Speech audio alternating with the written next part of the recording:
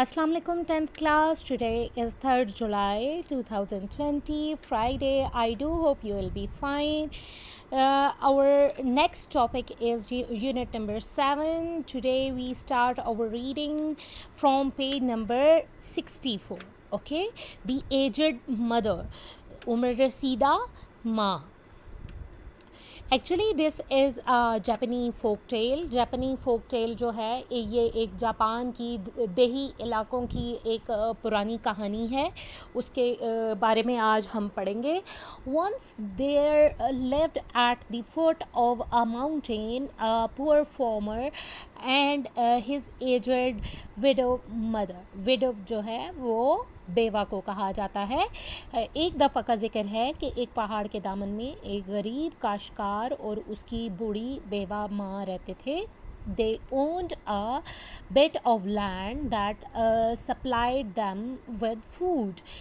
वो एक जो बिट मीन टुकड़ा, एक ज़मीन के टुकड़े के या एक कतई ज़मीन के मालिक थे जिससे उनको रिज़्क मिलता था या खुराक मिलती।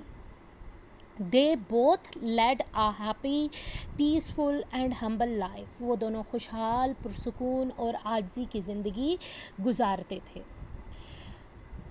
Shinano, the town where they lived was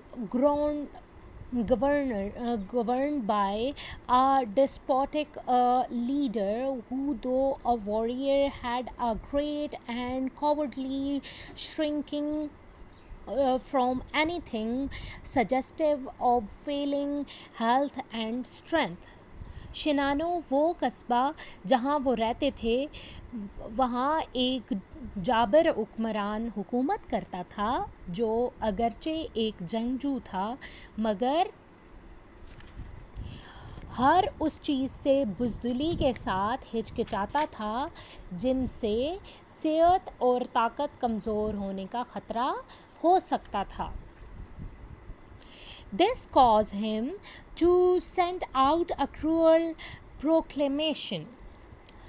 इस खौफ की वजह से उसने एक जालमाना एलामिया जारी कर दिया।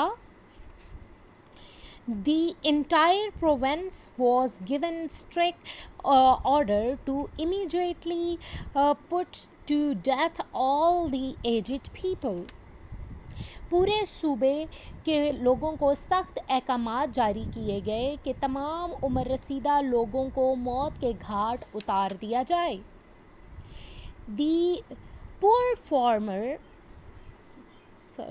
the days were barbarous and the act of abandoning old people to die in isolation was not strange. ये जुल्म बर्बरियत का ज़माना था और उम्र रसीदा लोगों को तन्हाई में मरने के लिए छोड़ देना कोई अजीब बात ना थी।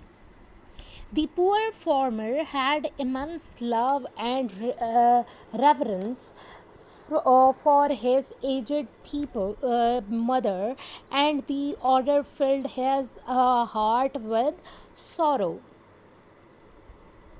गरीब काश्तकार के दिल में अपनी बूढ़ी माँ के लिए बहुत ज़्यादा मोहब्बत और एहतराम के जज्बात पाए जाते थे और इस हुक्म ने उसके दिल को बहुत रंजीदा या गमज़दा कर दिया। No one could even think to refuse to obey the mandate of a governor.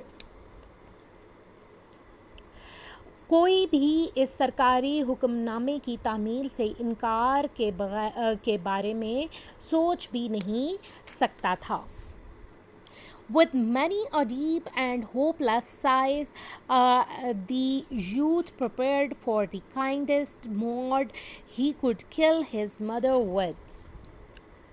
बहुत गहरे और मायूसी की आहों के साथ नौजवान ने उम्दा तरीन तरीके से अपनी माँ के कत्ल को करने की तैयारी की।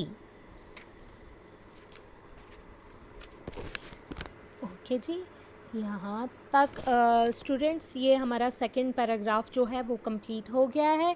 यहाँ तक जितनी भी वर्ड्स मीनिंग हैं वो आपने लिखने हैं। ट्रांसलेशन सारी मैंने इसकी जो है आपको बता दी है। और ये आज आपका टास्क है कि आपने रीडिंग करके उसके वर्ड्स मीनिंग राइट करके मुझे पिक्चर सेंड करनी है। Okay, thank you, have a good day.